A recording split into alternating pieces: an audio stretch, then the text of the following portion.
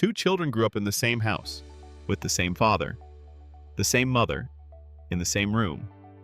One emerged from childhood bearing invisible scars. The other emerged from it with something as strong as steel. What was different? The event was no different. The circumstances were no different. What was different is something hard to put into words, but you feel it when you see it.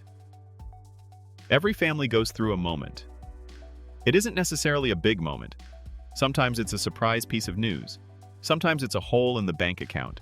Sometimes it's a silence between a couple that lasted longer than it should have. But in that moment, whatever it may be, the family is either remade or it begins to fall apart. And the question no one asks is, why does the same moment create strength in one family and a rift in another? The answer isn't in luck, nor is it in money, nor is it in the absence of problems, for no family on earth lives without problems. The answer lies in something older and deeper than all of that: how the family perceives what is happening to it. Imagine a traveler on a long journey. A mountain lies ahead. The first traveler sees the mountain and says, "The road has ended." The second traveler sees the mountain and says, "The road has changed." The mountain hasn't changed.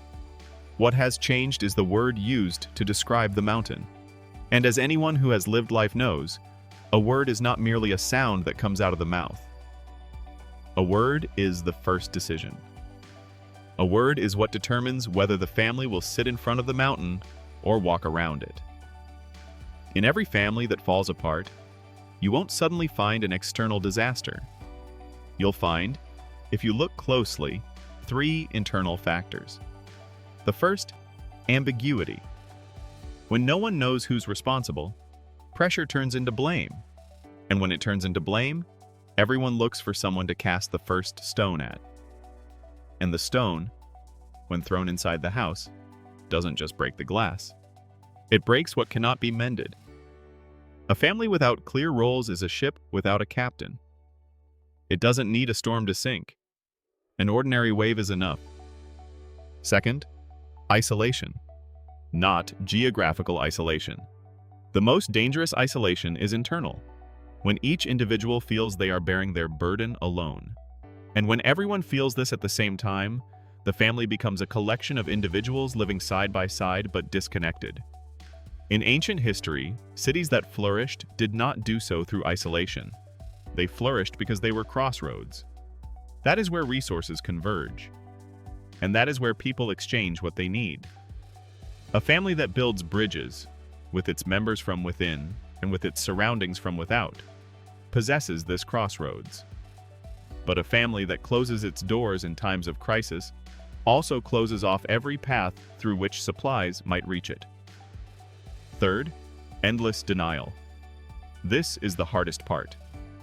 Because denial, in its earliest moments, is not a weakness. It is a form of mercy. It is what gives a person time to gather themselves before facing what weighs them down. But denial that drags on turns into something else.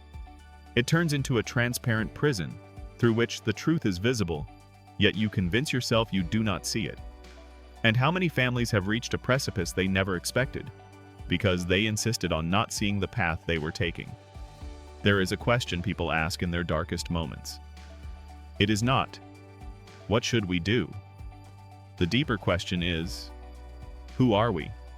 And this question, as philosophical as it may seem, is the most practical, because the family that knows the answer possesses something money cannot buy. It possesses an identity that stands firm under pressure and does not bow. On the pilgrimage, which is, at its core, an arduous journey, the hardship did not disappear. The distances remained long, and the heat remained intense.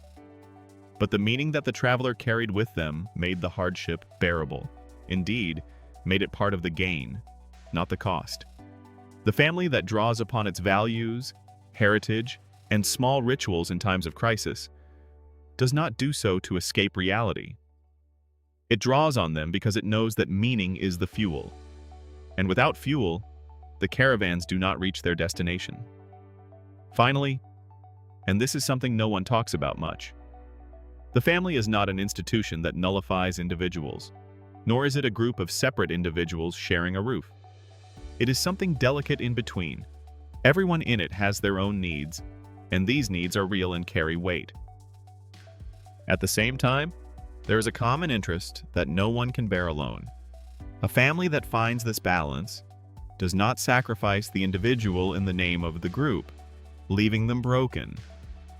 Nor does it let them walk alone, causing the group to crumble from within. Balance isn't something you find once and for all. It's a question that must be asked anew at every stage, in every conversation, with every change. What you can start next week. Big ideas without concrete steps remain nothing more than empty words.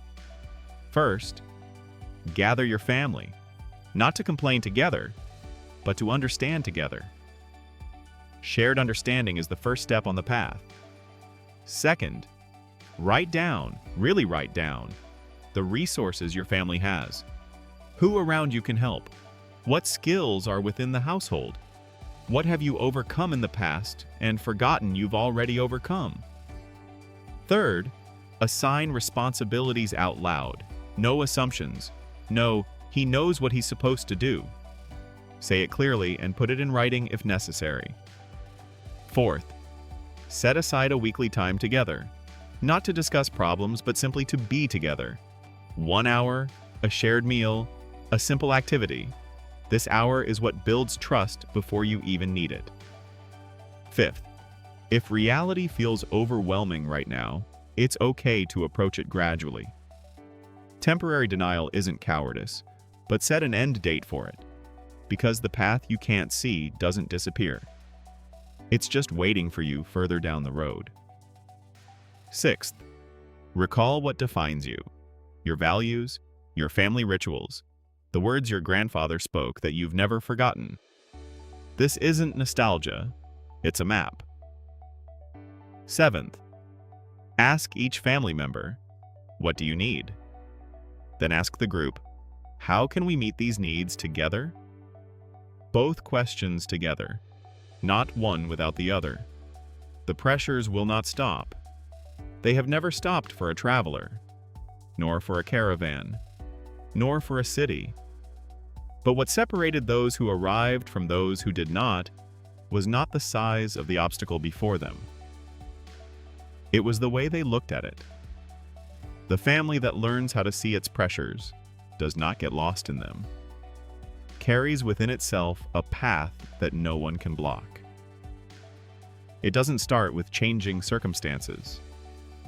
It starts with a single gathering, with a single sincere question, with a single step forward. The path was not discovered by those who stood still.